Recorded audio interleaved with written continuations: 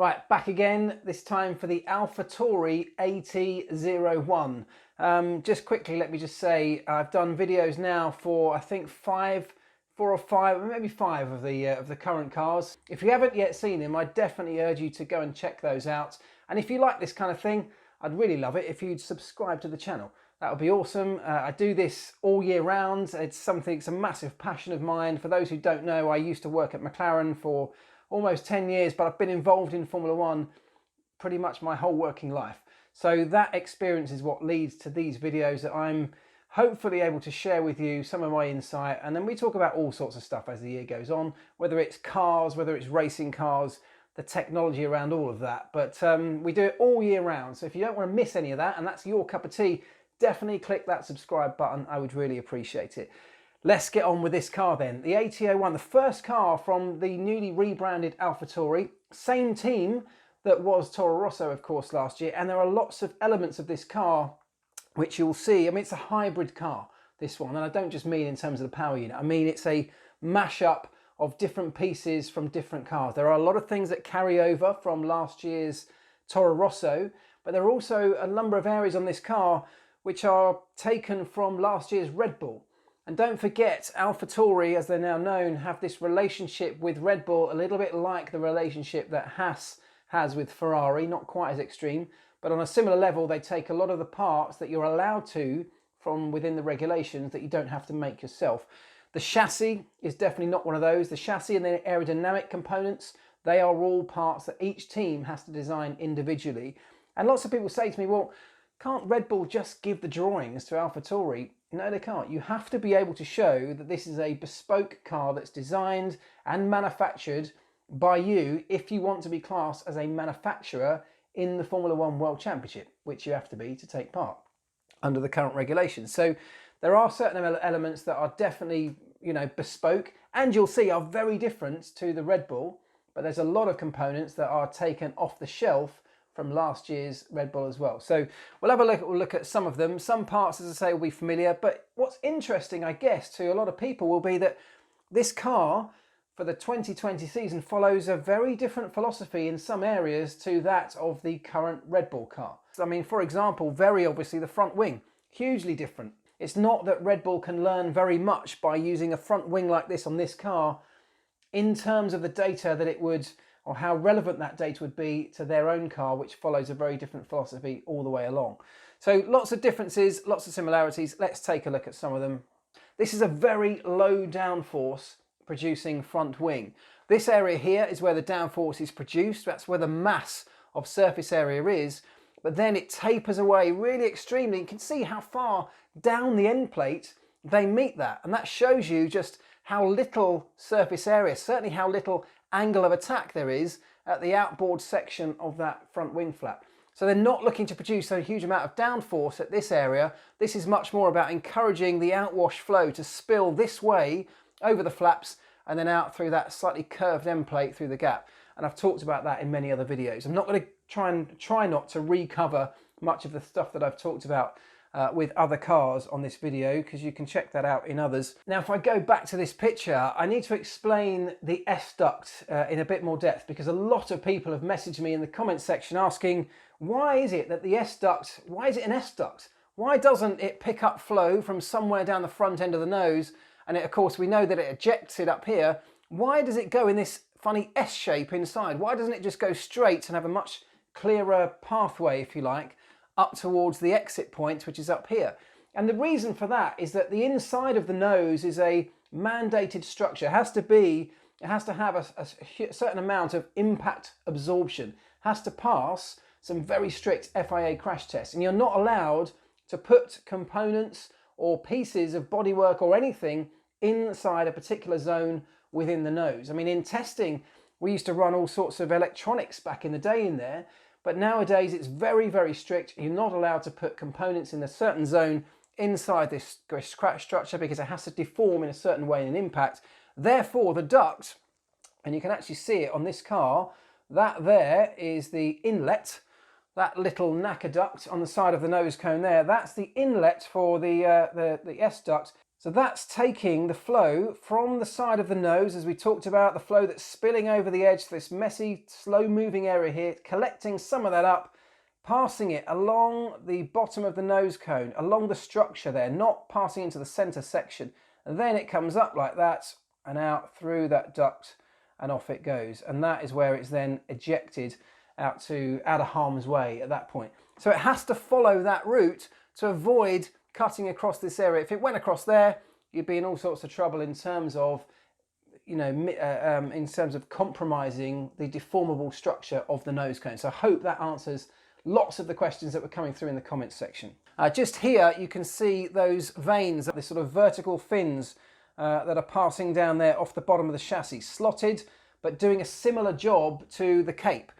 Now, fairly big and large, but you can actually see what they're doing quite clearly. They're almost forming a kind of entry point to gather up as much of that flow and just funnel it into the area they need to get it to at the front of the floor area. So a slightly different way of doing things than with the standard cape that we've seen in other cars. Incidentally, as I say, in the shakedown, the nose cone that we saw on the side on the front of the AT01 actually was trialling a cape, a more conventional cape along the side of the nose, and it also looked to me like they had removed these slots. If you see here, they've got a sort of McLaren-esque, Ferrari-esque slotted extended wing mount, and that's again about trying to encourage flow passing through here, collecting the flow, spilling off here, passing it into this area. It'll then, some of it, be collected up by the S-duct. Now, something that's quite interesting looking at the front end of the car is just the angle that the front suspension sits at on this car. This is kind of bucking the trend a little bit. Now, most teams either run a very high suspension setup, which this is, so top wishbones mounted very high up the chassis, and other teams run the whole lot very low. Now, if you run a high setup, the idea is that you move the suspension up, you allow a clearer path, an unobstructed path, for the really powerful wingtip vortex that is spinning up all these tips combining to make a very powerful, the one that we call the Y250 vortex, that runs through this gap. And you can see if you've raised the suspension, that has a much more uninterrupted, clear path on towards the barge boards and the floor and everything else. Other teams tend to run the whole lot lower, and that gives you better centre of gravity, amongst other things. What Alpha Tauri seems to have done here, because the thing is, if you run it high, like this typically, you'll have very high inboard mounts. And don't forget, this car is running the inboard suspension at the front end of the Red Bull. It's also running the mounting points off I think it's running the uprights, in fact, off the Red Bull as well. But the suspension is an Alpha Tauri designed component, as far as I know. Brake ducts, of course, incidentally, this year have to be bespoke to each team. They have now joined the listed parts that you have to design yourself, given that they are an aerodynamic component, like things like the wing, the bodywork. So you can't buy those in, which you could have done this time last year.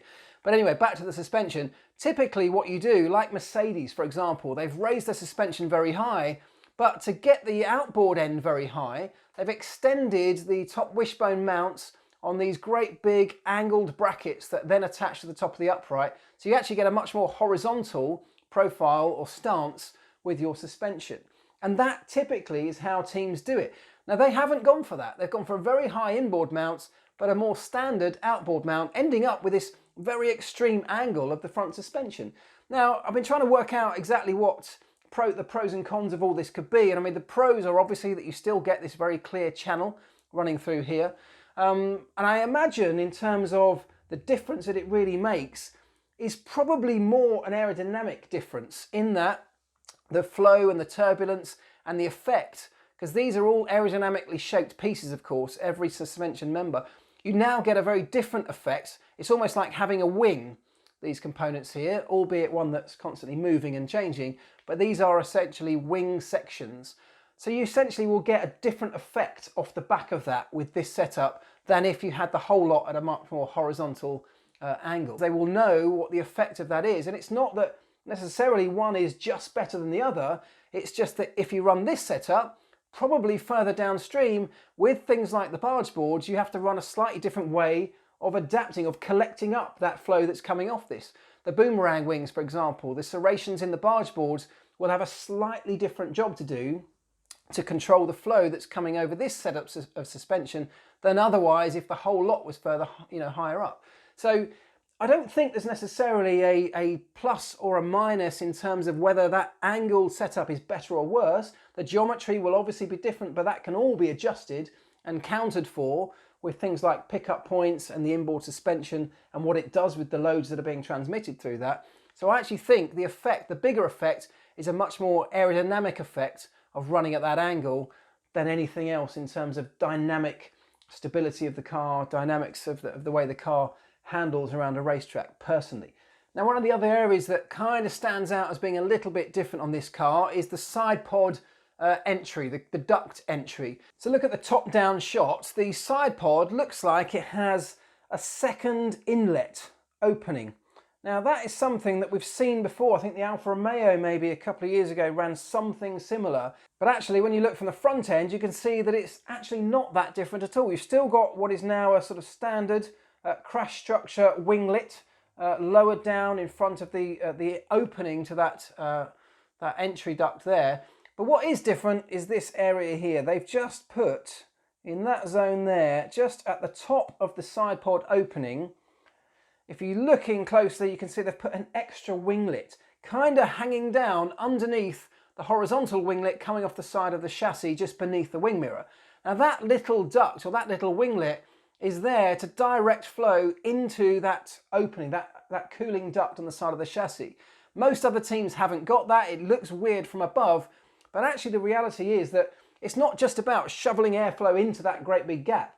It's about directing it once it goes in through that gap and where it goes once it's inside the side pod, and that winglet there will just add a little bit more control as to exactly where that flow ends up inside the side pod itself. Now I just want to show you from this side just how extreme the packaging is at the rear end of this car. Now that might not come as a huge surprise, because if you saw the Red Bull video, you know that theirs is pretty similar. It's an extreme rear end packaging of this car, and of course a huge part of that goes down to the way that Honda have developed their power unit and fitted it into the aero needs of the teams this year.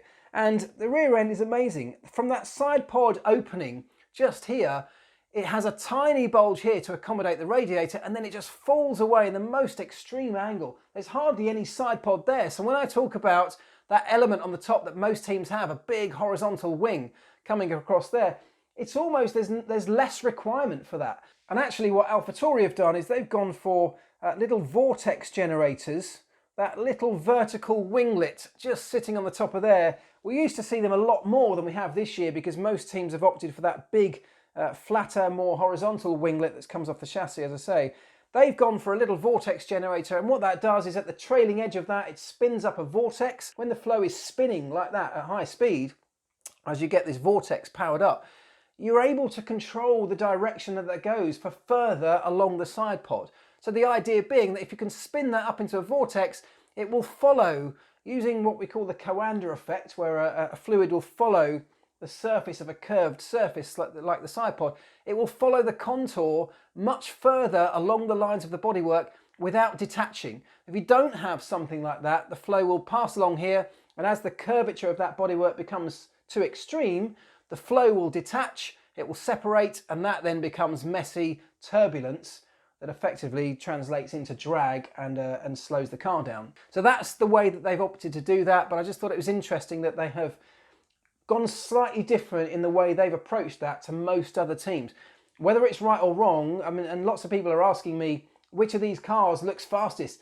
There is no way to tell from pictures like this, and actually from any onlooker's perspective, which one looks fast or not, because the only way you can tell that is when you got the entire picture, and I'm talking the picture in terms of data from wind tunnels and CFD. Only the team will know if little devices like this and devices like this are worth having. And you have to accept that they will have been analysing this to the most extreme lengths. And so they obviously think it is worthwhile having. They think it's going to work as a package.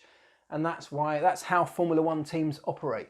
You can see further back, they've got this really big, massive undercut. Because they've managed to sweep the bodywork in so tightly at the rear end, a huge tunnel-like undercut underneath the rear of the car and under the rear suspension. And as I've talked about in many other videos, that's about driving flow over the rear of the diffuser to help generate downforce. Now this is a nice shot of the rear end just to finish up. Now there are a number of differences. Somebody asked me the other day in a question, where does all the airflow, the cooling airflow that comes into the side pod at the front and cools over the radiators and other things, where does it go? Well, it comes out here. They've all got these big openings at the back. Now they will have different options on bodywork, and that can be narrowed and expanded for different ambient temperatures and different circuit demands. That's something that can be constantly played with over the course of a season. So don't see this as a definitive finished version. It definitely won't be. When I talk about that flow passing through the Coke bottle is this back area that slims in. As I said before, I'll show you in a moment, when you look down from the top, it looks more like a Coke bottle, and that's where it got its name. But the flow that's passing through here, this is the critical area. This is the rear suspension, wishbones here. Now underneath that area, underneath this zone, is where the flow follows the side pod contours, comes along the edge of the floor and passes up this ramp and over the top of the diffuser here. And what that does, if you can get high speed flow rushing over the top of this diffuser and out the back of the car, you drag with it the flow coming out of the underside of the car. And the more airflow you can drag out of this diffuser, the more you're pulling in at the front of the floor, at that really narrow section at the floor, the lowest point.